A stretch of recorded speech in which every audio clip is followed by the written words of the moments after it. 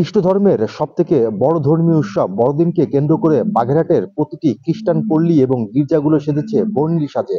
দর্শক, আমি মামুন আহমেদ এই মুহূর্তে আছি বাগেরহাটের বাসাবাটি খ্রিস্টান পল্লী এলাকায়, এবং আমার পিছনে কিন্তু আপনারা দেখতে পাচ্ছেন এখানকার বড়দিন উপলক্ষে এখানকার এই গির্জা কিন্তু নানা ধরনের আয়োজন করা হয়েছে এবং বর্ণিল সাজে সেজেছে। পাশাপাশি এখানকার আহ, এই গির্জা প্রাঙ্গণ এলাকায় কিন্তু নানা ধর্মের বর্ণের মানুষের সমাগম ঘটছে, এবং আমার কথা হয়েছিল তাদের সাথে। তারা আমাকে আসলে যেমনটি জানিয়েছেন, মূলত তারা এই দেশে সম্প্রীতির বন্ধন বজায় রাখতে চান এবং তারা সবসময় এই বড়দিন কিংবা অন্য ধর্মের কোনো বড় উৎসবকে কেন্দ্র করে কিন্তু তারা সেখানে যান এবং সে সমস্ত অনুষ্ঠানে কিন্তু তারা অংশগ্রহণ করেন। আমার কথা হয়েছিল এখানকার ফাদারের সাথে।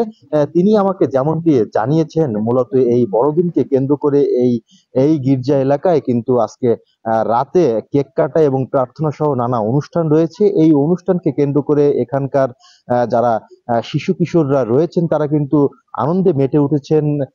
পাশাপাশি বিভিন্ন ধর্মের লোকজন আসছেন, তারাও আনন্দ উপভোগ করছেন এবং আগামী 2 দিন এই আনন্দ অব্যাহত থাকবে বলে জানিয়েছেন এখানকার খ্রিস্ট ধর্মের সাধারণ মানুষ এবং খ্রিস্ট ধর্মের অবলম্বীরা।